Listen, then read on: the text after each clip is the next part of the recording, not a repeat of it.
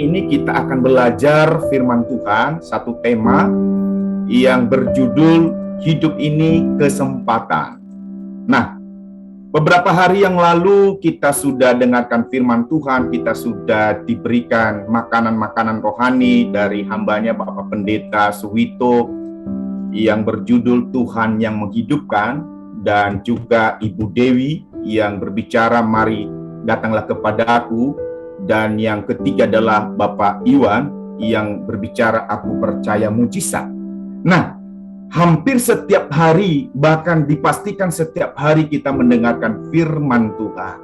Namun yang menjadi pertanyaan, seberapa banyak kita mengerti dari apa yang sudah kita dengar, dan seberapa banyak kita lakukan dari apa yang sudah kita pahami.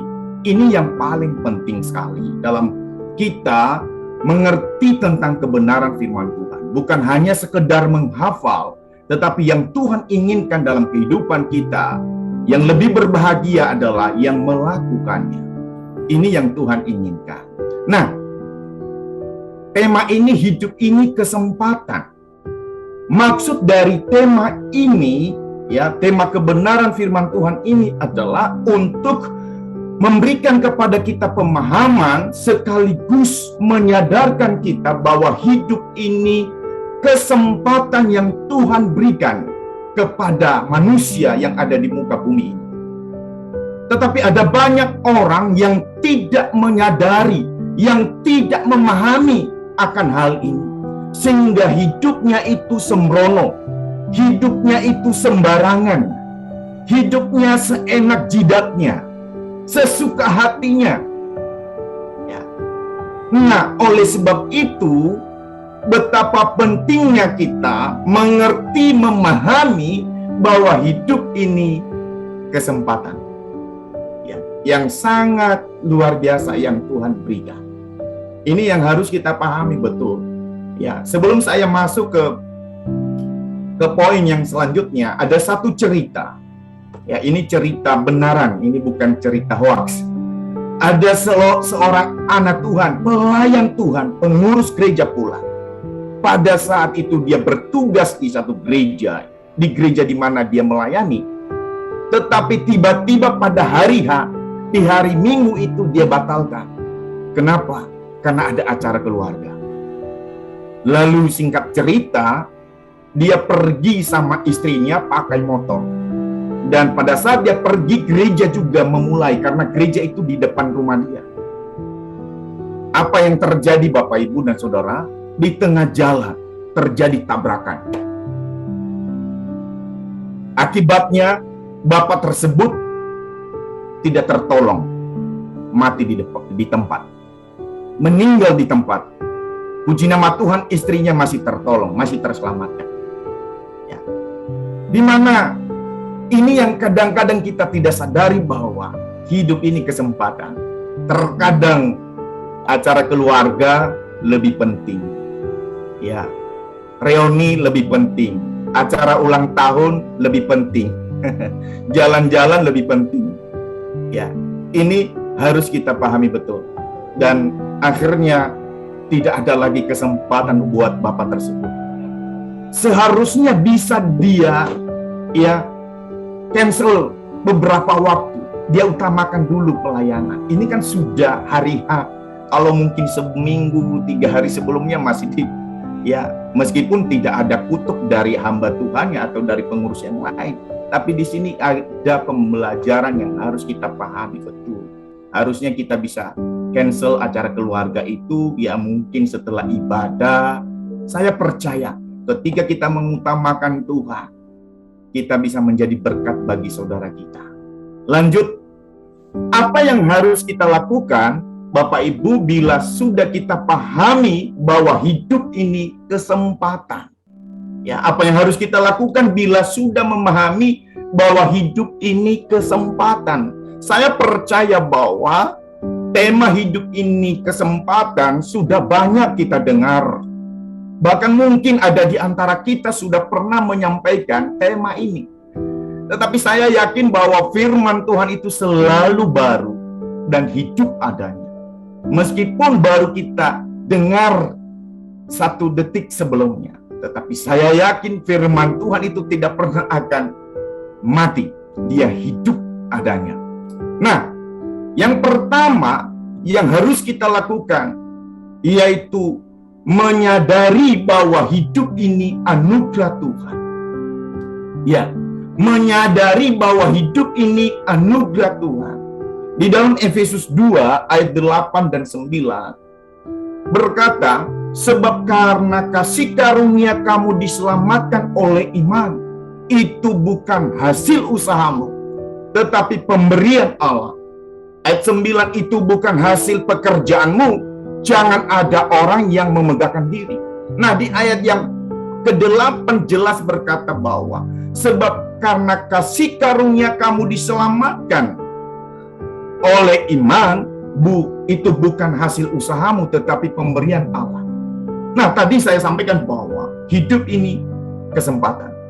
Hal yang pertama yang harus kita lakukan setelah kita memahami bahwa hidup ini kesempatan, menyadari bahwa hidup ini anugerah Tuhan. Grace. Nah, yang seharusnya Bapak Ibu yang dikasihi oleh Tuhan, kita tidak pantas, kita tidak layak menerima anugerah itu. Grace itu, haris itu, kasih karunia itu.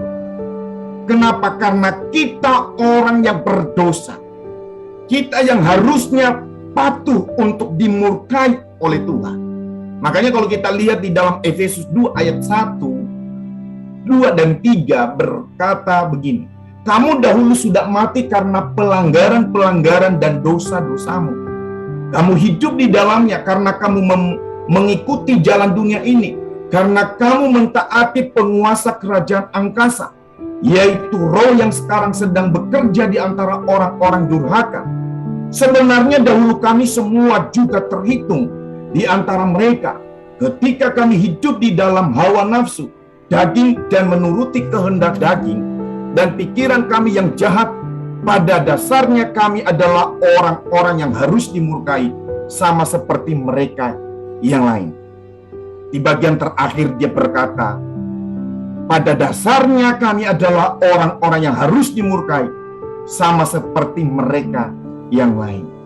Nah, di dalam kitab yang lain, di dalam Roma pasal 6 ayat 23, upah dosa adalah maut, tetapi kasih karunia menyelamatkan. Dan di dalam Roma 3 ayat 23, semua manusia telah jatuh di dalam dosa. Nah, harusnya manusia itu dimurkai oleh Tuhan, masuk ke dalam kerajaan maut, masuk di dalam neraka.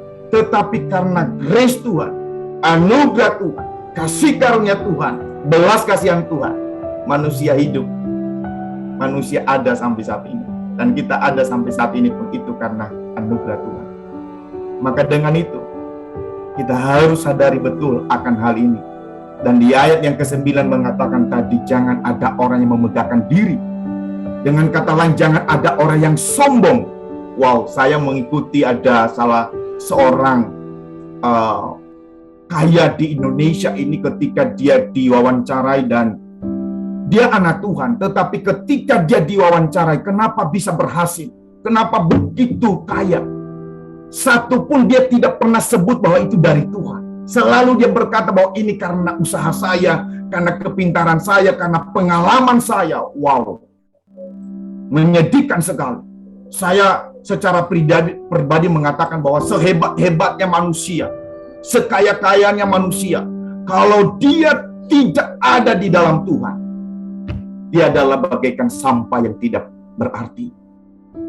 Ya, di dalam firman Tuhan berkata, apalah gunanya seseorang memiliki seisi dunia ini, tetapi ia kehilangan nyawa. Bapak Ibu yang dikasihi oleh Tuhan, kalau kita sudah sadari akan hal ini, maka apa yang kita miliki saat ini adalah itu semuanya hanya titipan Tuhan. Ya, hanya titipan Tuhan. Suatu ketika Tuhan ambil, atau suatu ketika kita akan tinggalkan.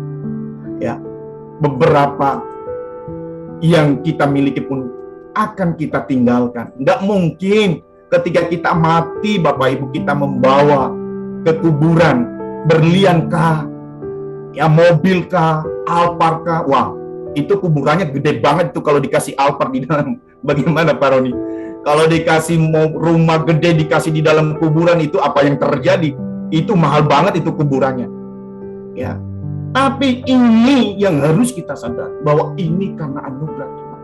Apapun yang kita miliki saat ini, entah itu kedudukan, gelar, jabatan, posisi, pasangan hidup, anak, itu hanya titipan Tuhan, hanya kasih karunia Tuhan. Ya. Nah, oleh sebab itu, kalau kita sudah sadar akan hal ini, maka mari kita melakukan pekerjaan yang baik. Di ayat yang ke-10 di dalam Efesus 2 ayat yang ke-10 tadi berkata, kita lihat slide tadi, saya langsung bacakan di dalam kebenaran firman Tuhan. Karena kita ini buatan Allah, diciptakan dalam Kristus Yesus untuk melakukan pekerjaan baik yang dipersiapkan Allah sebelumnya. Ia mau supaya kita hidup di dalamnya. Ya, kita diselamatkan bukan melakukan yang cemar, kita diselamatkan bukan untuk melakukan keinginan kita supaya kita hebat, supaya kita terkenal, tetapi di sini Tuhan mau supaya kita melakukan pekerjaan yang baik. Ini dia. Orang yang baik pasti melakukan yang baik. Dan orang yang melakukan yang baik pasti juga menerima yang baik. Itu kebenaran Allah, itu hukum Allah. Itu tidak bisa ditawar. Ya, itu yang pertama Bapak Ibu dan saudaraku yang dikasihi oleh Tuhan. Ya. Dan yang kedua adalah hal yang kedua yang harus kita lakukan yaitu menyadari hidup ini hanya sementara.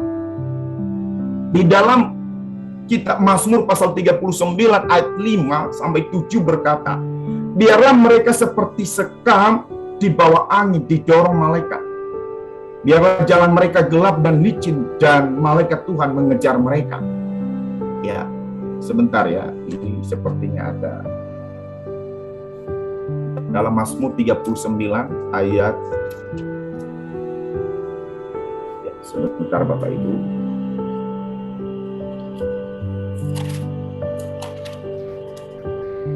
Ya, ini ada kesalahan, ya, ada kesalahan penulisan ayat, ya. Sekali lagi saya mengulangi, menyadari hidup ini hanya sementara di dalam Mazmur pasal 39 ayat 5 sampai 7. Ia berkata begini, ya Tuhan beritahukanlah kepadaku ajalku dan apa batas umurku supaya aku mengetahui betapa fananya aku. Sungguh hanya beberapa kelembab saja kau tentukan umurku. Bagimu hidupku seperti sesuatu yang hampa. Ya, setiap manusia hanyalah kesia-siaan. Ia hanyalah bayangan yang berlalu. Ia hanya mempeributkan yang sia-sia dan menipu tetapi tidak tahu siapa yang merauhnya nanti. Ini merupakan doa dari Raja Daud. Dan Daud sadari betul bahwa hidupnya ini hanya sementara. Hidupnya ini hanya sesaat, sekilas saja. Ya, hanya sementara. Bapak Ibu yang dikasihi, beberapa hari yang lalu saya mengikuti orang tua angkat saya untuk ziarah ke makam San Diego. Dan saya lihat di sana, semuanya rata. Dan saya sadari betul di sana saya diberikan satu kesadaran oleh Tuhan. Sehebat-hebatnya manusia, akhirnya masuk ke dalam liang kubur dan hanya ditutupi oleh rumput. Kalau ada bunga ya dikasih bunga dan ada batu nisan. Ya, saya masuk ke klaster COVID. Di sana ada hamba Tuhan, pendeta, evangelis, PDP, PDM, ada jenderal, ada aparat dan lain sebagainya. Dan di sana itu kuburan orang yang kena COVID ternyata jaga jarak. Jaraknya 2 meter. Saya bilang begini, wow, masih hidup aja. Waktu hidup kena COVID jaga jarak. Lalu ketika mati juga, kuburannya jaga jarak. Wah, mengerikan sekali.